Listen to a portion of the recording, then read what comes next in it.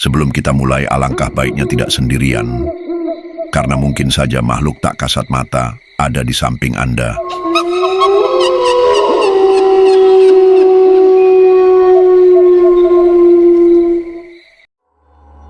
Ini adalah kisah pengalaman dari seorang penonton setia saya yang akan aku ceritakan kepada kalian. Berawal di malam itu, jam dinding di ruang istirahat perawat menunjuk angka 11:15 menit. Udara malam yang lembab merayap masuk lewat jendela kecil di sudut ruangan. Namaku, Rani, sedang merapikan seragam putih yang sebentar lagi harus kugunakan untuk berjaga. Malam ini giliranku menempati ruang isolasi. Sebuah bangsal yang punya reputasi menyeramkan di antara para perawat. Aku sudah bekerja di rumah sakit swasta ini hampir 6 tahun.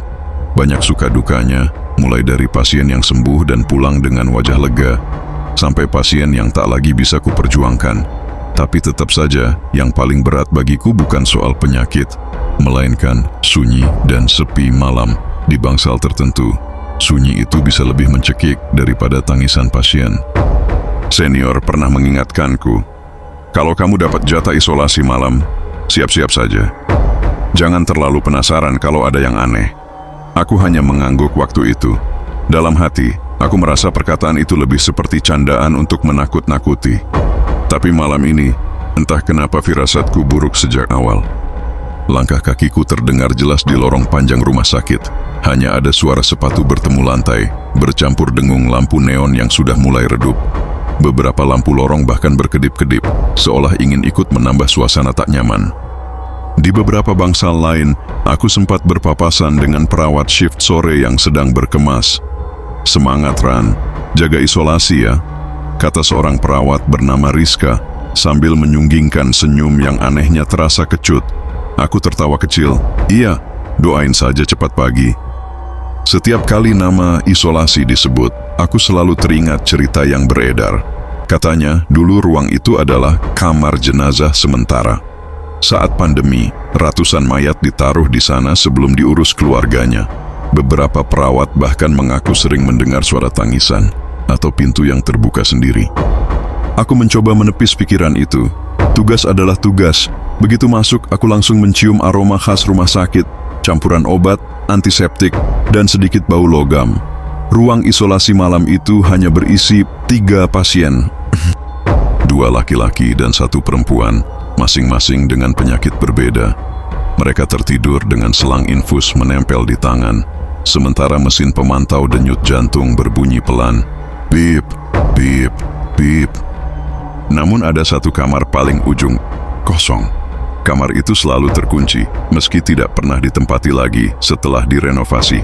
Kata senior, kunci kamar itu tidak pernah lepas dari meja nurse station. Tapi entah mengapa pintunya kadang terbuka sendiri. Aku menaruh tas di meja, menyalakan komputer untuk mengisi daftar shift, lalu mulai mengecek pasien satu persatu. Setiap kali melangkah, lorong panjang itu seperti menelan suara sepatuku, menyisakan kesunyian yang membuat bulu kuduk berdiri. Sambil mencatat kondisi pasien, aku teringat kembali pada pesan Bu Wati, salah satu perawat senior paling lama di rumah sakit ini. "Ran, ruang isolasi itu jangan dianggap remeh. Kalau ada suara, jangan ditanggapi. Kalau lihat sesuatu di kamar kosong, jalan terus saja. Jangan pernah coba masuk." Aku sempat bertanya, "Kenapa, Bu? Memangnya ada apa di sana?" Beliau hanya menggeleng pelan, matanya menatap kosong. "Kamu nanti juga tahu sendiri." Ingatanku membuat dada sedikit sesak. Aku mencoba mengalihkan perhatian dengan merapikan alat medis di troli, memastikan stok obat malam ini cukup. Menit demi menit berjalan, jam sudah hampir pukul 12 malam. Semua pasien masih tertidur. Di luar, suara hujan mulai turun, mengetuk jendela dengan ritme tak teratur. Sesekali terdengar suara guntur menggelegar. Aku duduk di kursi, dekat meja perawat, mencoba mengisi laporan medis. Tapi entah mengapa, mataku terus melirik ke arah pintu kamar kosong. Di ujung lorong, pintu itu berwarna putih, dengan kaca kecil di bagian atas.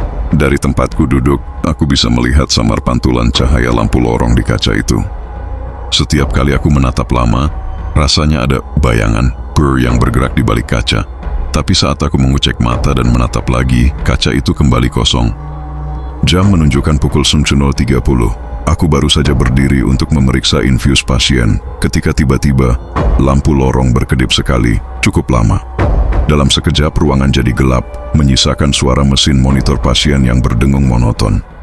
Ketika lampu menyala kembali, aku merasakan ada yang berubah. Entah apa, tapi udara menjadi lebih dingin. Seperti ada jendela yang terbuka lebar, padahal semua rapat tertutup. Aku menelan ludah, tangan dinginku menggenggam ballpoint. Jantung mulai berdetak lebih cepat. Tenang, Ran, jangan panik. Kamu sendirian, tapi kamu kuat, gumamku dalam hati. Namun entah kenapa, malam itu aku merasa tidak benar-benar sendirian. Malam masih panjang, pasien masih tertidur dengan tenang, seolah tak ada yang salah. Tapi mataku terus kembali ke pintu kamar kosong itu. Dan untuk pertama kalinya sejak bekerja di rumah sakit ini, aku benar-benar berharap pagi datang lebih cepat, karena aku tahu ada sesuatu yang menunggu di balik pintu itu. Jarum jam di pergelangan tanganku bergerak perlahan menuju pukul 1 dini hari. Biasanya, pada jam-jam seperti ini rasa kantuk mulai menyerang. Tapi malam itu, bukan kantuk yang kurasakan, melainkan kecemasan yang makin kuat menekan dada. Aku duduk di kursi perawat, ballpoint di tangan, mencoba menulis laporan medis. Tapi pikiranku terus melayang pada pintu kamar kosong di ujung lorong.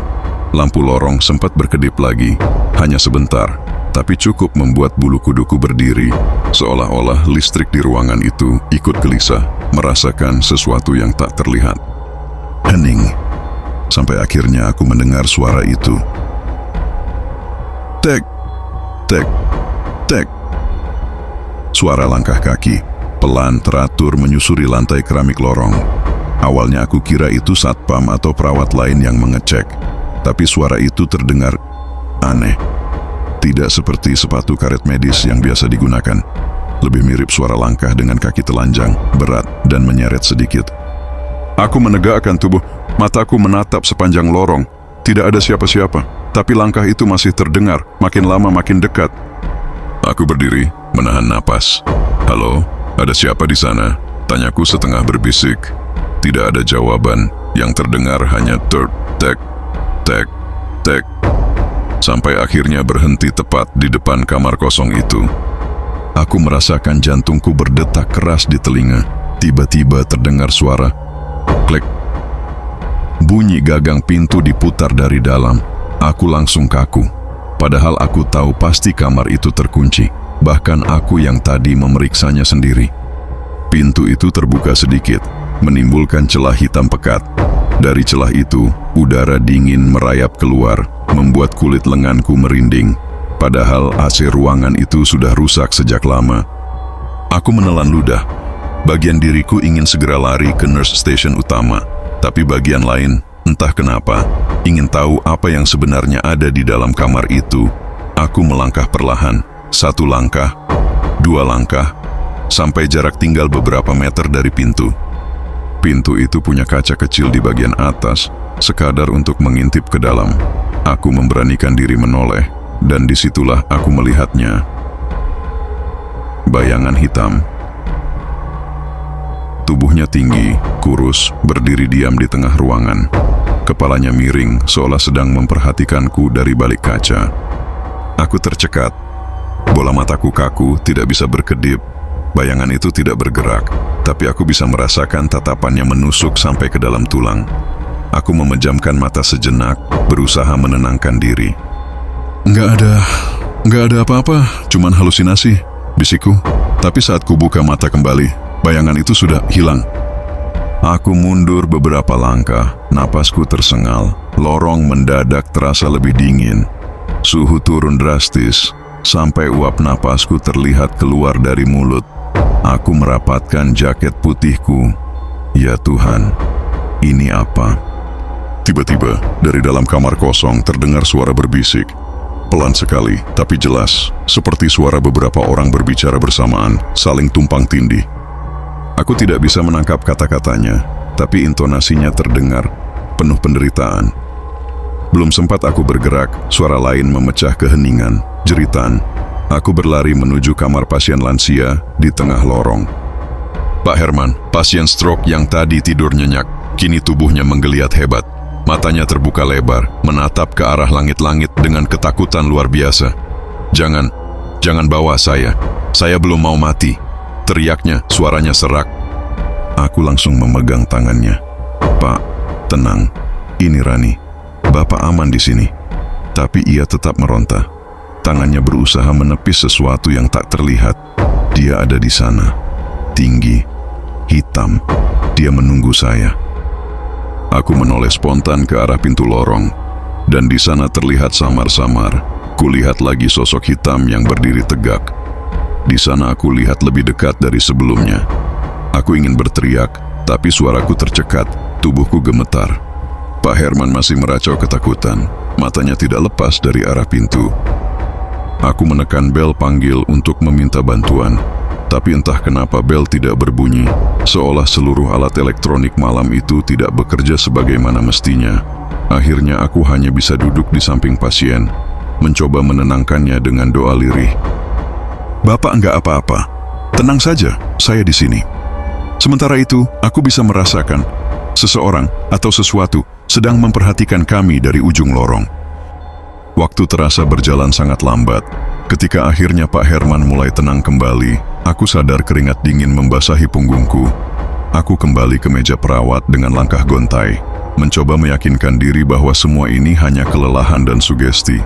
Tapi jauh di dalam hati aku tahu, malam itu baru saja dimulai, dan bayangan hitam itu belum selesai denganku. Aku masih duduk di kursi perawat dengan napas tersengal. Suasana ruang isolasi begitu hening setelah Pak Herman tertidur kembali dengan bantuan obat penenang. Namun keheningan itu bukan menenangkan, malah membuatku merasa semakin terperangkap. Aku memandangi layar monitor detak jantung pasien. Lampu hijau kecil berkedip pelan, bip bip, seolah menjadi satu-satunya tanda kehidupan di ruangan itu. Tapi pikiranku tak bisa lepas dari siluet hitam yang kulihat di ujung lorong. Apakah itu nyata? Atau hanya bayangan karena mataku lelah? Belum sempat aku menenangkan diri, suara lirih terdengar dari kamar sebelah. Aku bergegas masuk. Seorang pasien perempuan, Ibu Ratna, tampak gelisah dalam tidurnya. Bibirnya berkomat kamit, seolah sedang berbicara dengan seseorang yang tidak terlihat. Aku mendekat, mencoba mendengar. Sudah, jangan bawa anak saya. Jangan, saya saja. Katanya lirih, lalu tubuhnya bergetar hebat. Aku tersentak. Bu, tenang, ini saya Rani perawat. Ibu mimpi buruk ya? Tanyaku lembut. Namun mata Ibu Ratna tiba-tiba terbuka lebar. Sorotnya kosong, tapi mulutnya mengucapkan sesuatu yang membuat darahku serasa berhenti mengalir. Dia sudah di belakang kamu. Aku spontan menoleh, kosong. Tidak ada siapa-siapa. Tapi udara di belakangku begitu dingin, menusuk tulang. Aku berusaha menenangkan pasien itu, menarik selimut hingga menutupi tubuhnya. Namun ketika aku mengangkat kepala, pandanganku tak sengaja menatap langit-langit kamar, dan aku melihatnya. Bayangan hitam itu merayap di atas langit-langit, bergerak pelan seperti asap tebal. Kepalanya menoleh ke bawah, menatapku dengan posisi terbalik. Aku menjerit kecil, mundur hingga punggungku menabrak dinding. Ketika aku kembali melihat ke atas, bayangan itu lenyap seolah menembus plafon. Jantungku berdetak begitu keras. Aku berlari keluar kamar, kembali ke meja perawat sambil memeluk dada. Di meja perawat, tanganku bergetar hebat saat menulis laporan kejadian pasien. Bolpoin jatuh dari genggaman, sementara air mata hampir menetes karena ketakutan yang tak bisa lagi kutahan. Aku merasa dikerumuni sesuatu yang tak terlihat, seolah seluruh lorong dipenuhi tatapan mata, menunggu kapan aku lengah. Aku berbisik dalam hati, tolong Tuhan, kuatkan aku sampai pagi. Namun dalam hati kecilku, aku tahu, malam ini tak akan membiarkanku tenang. Jam menunjukkan pukul 02.15 dini hari. Aku masih duduk dengan tubuh tegang, menatap jam dinding seperti berharap jarum jam berlari lebih cepat. Tiba-tiba, telepon di meja perawat berdering keras. Tring, tring, tring. Suara itu begitu nyaring di tengah kesunyian, membuatku hampir terlonjak dari kursi. Dengan tangan gemetar, aku mengangkat gagang telepon. Halo, ruang isolasi. Tidak ada jawaban. Hanya terdengar napas berat dari seberang. Aku menelan ludah. "Halo, siapa ini?" Masih tidak ada jawaban, hanya napas yang semakin berat. Dan kemudian suara berbisik lirih. "Keluar, sebelum terlambat." Aku langsung menutup telepon dan menjatuhkan gagangnya ke meja. Napasku memburu, keringat dingin membasahi pelipis. Belum sempat aku menguasai diri, lampu lorong tiba-tiba berkedip-kedip. Cepat, cahaya menyala dan mati berulang kali, hingga akhirnya padam total selama beberapa detik. Gelap. Hanya suara mesin monitor pasien yang terdengar, seolah menggema di seluruh ruangan. Ketika lampu menyala kembali, aku merasakan sesuatu berubah. Aku menoleh ke lorong. Dan di sana sekitar 10 meter dariku, sosok hitam itu berdiri tegak. Lebih jelas daripada sebelumnya. Tubuhnya tinggi, kurus, kepalanya tetap miring ke kiri. Aku terdiam, tidak mampu bergerak. Sosok itu melangkah maju. Tek, tek, tek. Suara langkahnya berat, membuat lantai bergetar halus.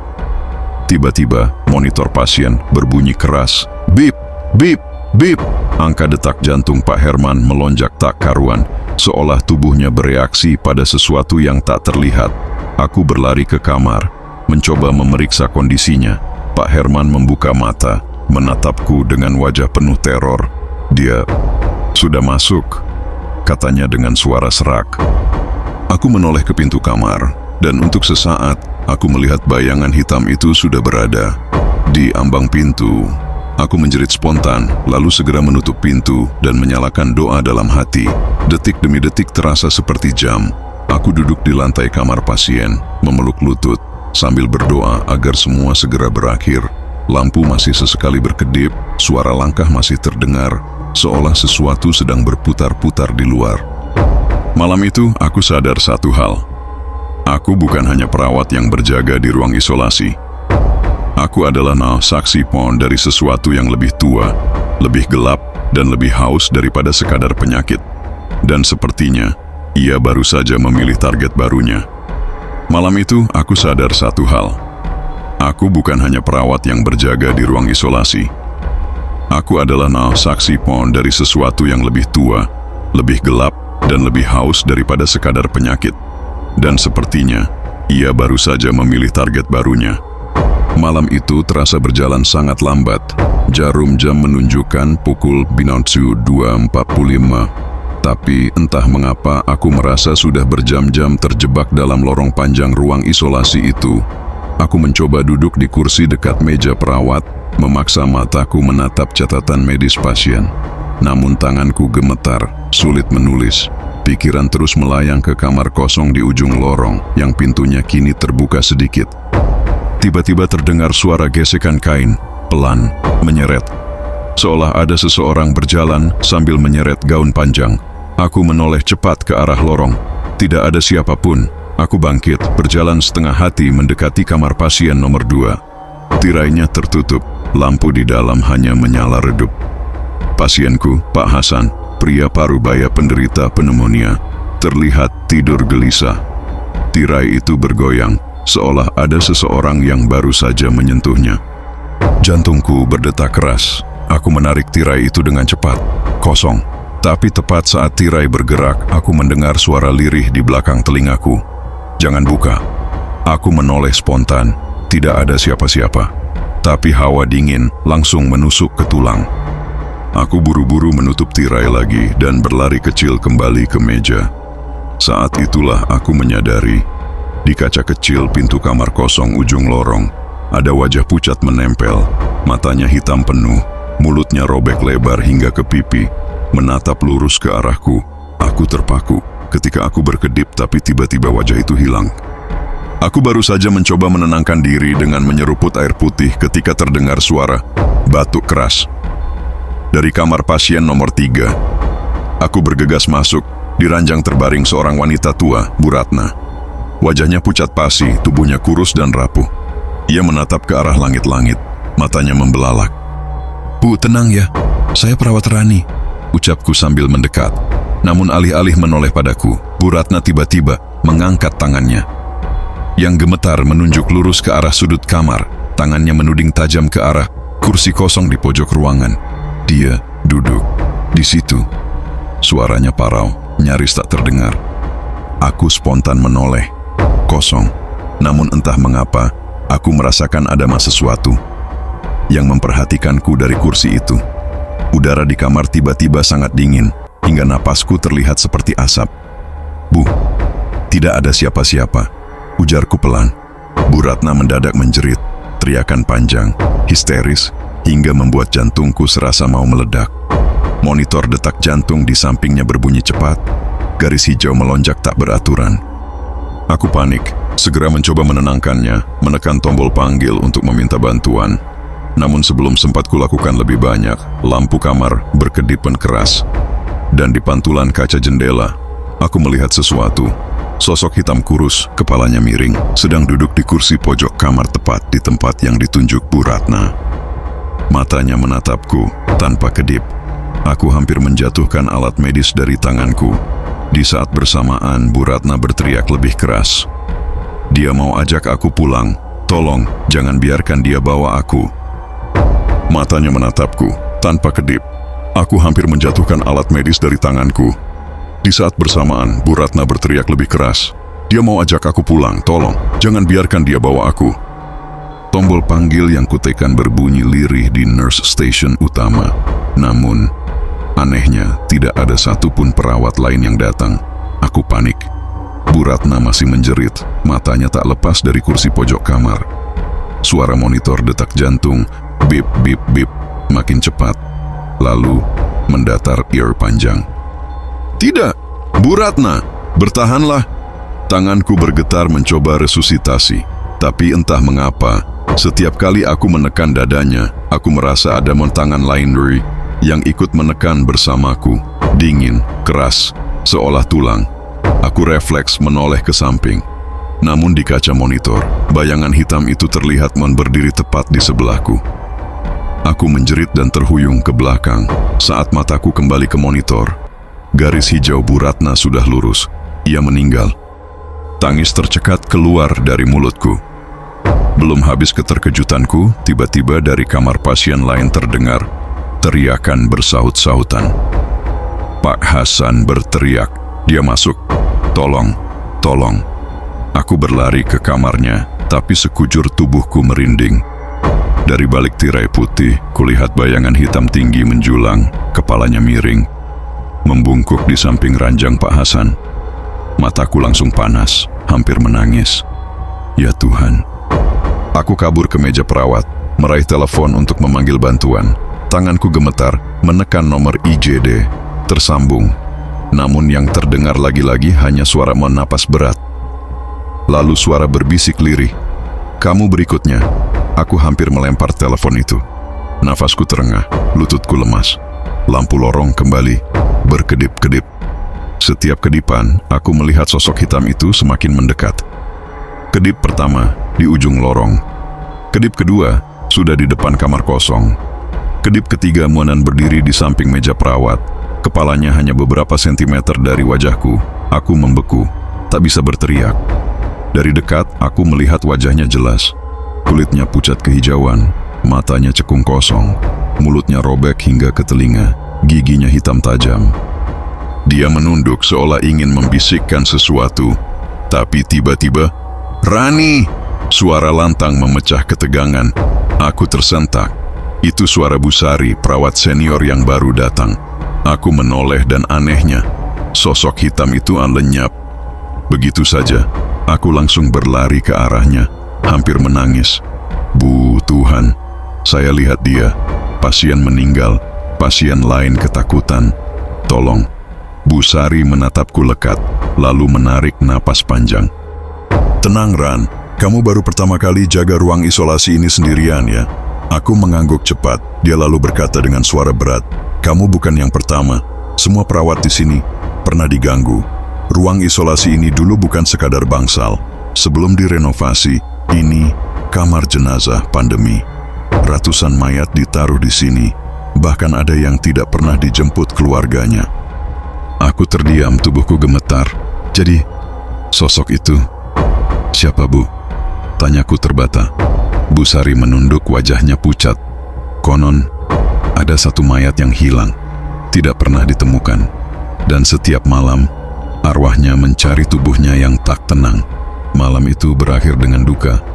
Bu Ratna meninggal, Pak Hasan dipindahkan ke ruang lain karena trauma, dan aku tak pernah sama lagi.